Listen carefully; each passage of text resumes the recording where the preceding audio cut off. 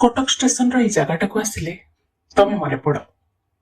ଏଇ cement bench, ଯାହା ମୁଣ୍ଡ ଉପରେ କୌଣସି ସେଡ୍ ନାହିଁ, ପ୍ଲାଟଫର୍ମ ଠାରୁ ଟିକିଏ ଦୂର। ଏଇଠି ତମ ସହିତ ବୁଲୁ ବୁଲୁ ଦିନେ ନିଜକୁ ନୂଆ କରି ଆବିଷ୍କାର କଲି। ତମେ ସାଙ୍ଗରେ ଥିଲ। ସେ ଦିନ ଗୁଡ଼ିକରେ ଦେଖା ନହେଲେ ତମର ରାଗ, ଦେଖା ହେବା ମାତ୍ରେ ଲଜ୍ଜା। ମୁଁ ଅନ୍ୟମନସ୍କ ଥିଲେ ତମେ ମୋ ମୁହଁକୁ ଚାହଁ, ମୁଁ ତମ ମୁହଁକୁ ଚାହିଁଲେ ତମେ ମୋ ପାଦକୁ ଚାହଁ। ମନେ ପଡେ? ମନେ ନ ପଡିବାର କଥା। ଅନେକ ବର୍ଷ ହୋଇଗଲା। କେତେ ବର୍ଷ?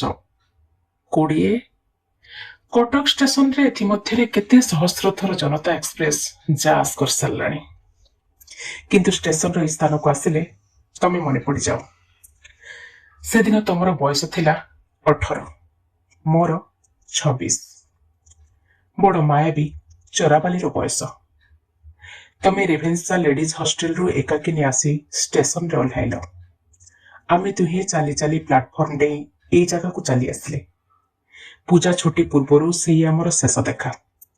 ଛୁଟି ପରେ କଲେଜ ଖୋଲିବା ଆଗରୁ ତମ ସହିତ ଆଉ ଦେଖା ହେବ ନାହିଁ, ଏଇ ଭାବନା ମୋ ମନକୁ ଉଦାସ କରିଦେଇଥିଲା।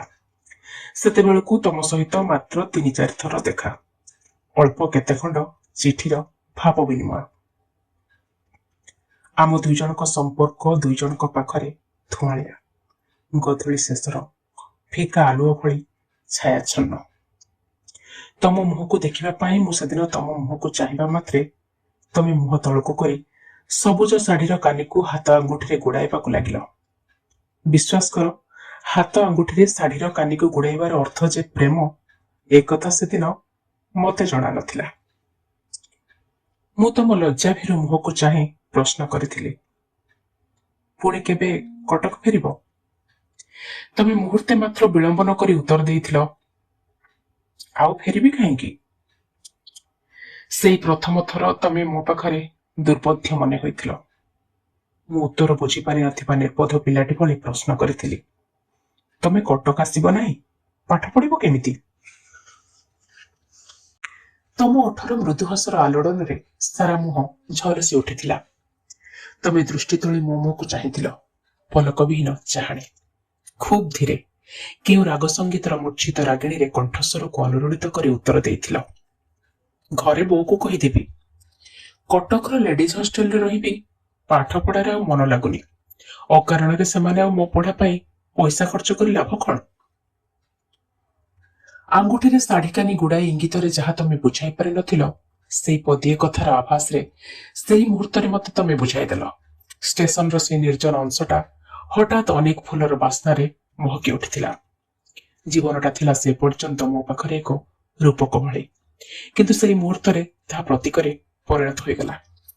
କେତେ ଦିନ କେତେ ରାତି ଭାବି ଭାବି ସେଭଳି ଏକ ପ୍ରଶ୍ନର ଉତ୍ତର ତମେ ମନେ ମନେ ତିଆରି କରିଥିଲ। ତମ ନିଭୃତ ମନର ପ୍ରଜାପତି ଲଘୁପକ୍ଷ ତଳେ ହଠାତ୍ କେମିତି ମୋ ମନର ଅରଣ୍ୟକୁ ଉଡ଼ି ଆସିଲା। ମୁଁ କେମିତି ସେଇ ମୁହୂର୍ତ୍ତରେ ଜାଣିଗଲି ଯେ ହଠାତ୍ ପୁରୁଷରୁ ମୁଁ ପ୍ରେମିକ ହୋଇଯାଇଛି। ଆକାଶରେ ଉଡୁଥିବା ସବୁ ନୀଳକଣ୍ଠ ପକ୍ଷୀ ମୋ ମନର ଅଜଣା ସମୁଦ୍ରରେ ନୌକା ଦେହ ଭସାଇ ଦେଉଛନ୍ତି। ସେଦିନ ତମର ବୟସ କେତେ? 18, ମୋର 26। କିନ୍ତୁ ଆଜି ପ୍ରାୟ 20 ବର୍ଷ ପରେ ବି ଷ୍ଟେସନର ସେହି ଅଂଶକୁ ଆସିଲେ ମୋର ମନେ ହୁଏ, ଆମ ଦୁଇ ଜଣଙ୍କ ବୟସ ସେଇଦିନ ଠାରୁ ଆଗକୁ ଆଉ ପାଦେ ହେଲେ ବଢିନାହିଁ। ସେଇ ମାୟାବୀ 18, 26 ବୟସ ପାଖରେ ବହମାନ କାଳସ୍ରୋତ ନିସ୍ତବ୍ଧ ହୋଇ ରହିଯାଇଛି। ଆମର ଖେଳଘର ଭାଙ୍ଗିଗଲା ପରେ, ପ୍ରୀତିର ବଣିଜ ଶେଷ ହୋଇଗଲା ପରେ ତମେ କେବେ ଆଉ ଷ୍ଟେସନକୁ ଆସିଛ? ଏ ନିର୍ଜନ ପ୍ରାୟ ଷ୍ଟେସନ କେବେ ତମ କାନ ପାଖରେ ଚୁପ୍ ଚୁପ୍ କହିଛି, ବର୍ଷିୟସୀ ବାଳିକା, ପ୍ରଥମ ପ୍ରେମର ବୟସ କେବେ ବଢେ ନାହିଁ। ତମେ ଜାଣ ନା, ପିଲାଦିନେ ଜଣେ ଜ୍ୟୋତିଷୀ ମତେ କହିଥିଲେ, ଜଣେ ଦିବ୍ୟ ସୁନ୍ଦରୀ ଝିଅ ସହିତ ମୋର ବାହାଘର ହେବ। ସେଇ ଝିଅର ରାଶି ବଳରେ ମୁଁ ଖୁବ୍ ଉନ୍ନତି କରିବି, ବଡ ଲୋକ ହେବି। ଜ୍ୟୋତିଷୀଙ୍କ କଥା ଶୁଣି ବୋଉ ତାର ଶୂନ୍ୟ ଡାଲକୁ ଅରୁଆ ଚାଉଳରେ ଭରି ଦେଇଥିଲା, ଟଙ୍କା ନଡିଆ ଉପହାର ଦେଇଥିଲା। ବୋଉ ଥିଲା ଭାଗ୍ୟବାଦୀ, ଜ୍ୟୋତିଷ ବିଶ୍ୱାସୀ, କିନ୍ତୁ ଅବିଶ୍ୱାସୀ ଅଦୃଷ୍ଟ ଉପରେ ମୋର କୌଣସି ଦିନ ବିଶ୍ୱାସ ନଥିଲା। ମୁଁ ସେ ଜ୍ୟୋତିଷୀଙ୍କର ମୁହଁ, ତାଙ୍କ ଭବିଷ୍ୟତବାଣୀ ଭୁଲି ଯାଇଥିଲି। କିନ୍ତୁ ମୋ ଅଜାଣତରେ ସେ ଜ୍ୟୋତିଷୀ ବାଣୀର ବୀଜ ହୁଏତ ମୋ ମନର ଓଦା ମାଟିରେ ପଡି ଗଜା ହୋଇ ବଡ ହେଉଥିଲା। ତା ନହେଲେ ସେଦିନ ଷ୍ଟେସନରୁ ତମକୁ ଲେଡିଜ୍ ହଷ୍ଟେଲରେ ଛାଡି ବସ୍ରେ ପହଞ୍ଚିବା ମାତ୍ରେ ହଠାତ୍ କାହିଁକି ମୋର ସେ ଜ୍ୟୋତିଷଙ୍କ କଥା ମନେ ପଡିଯାଇଥାନ୍ତା। ଆଉ ମୁଁ ଦୃଢ ଭାବରେ ବିଶ୍ୱାସ କରିଥାନ୍ତି ଯେ ତମେ ହେଉଛ ସେଇ ଦିବ୍ୟ ସୁନ୍ଦରୀ ଝିଅ ଯାହାକୁ ଏତେ ଦିନ ଧରି ମନେ ମନେ ମୁଁ ଅନ୍ୱେଷଣ କରୁଥିଲି।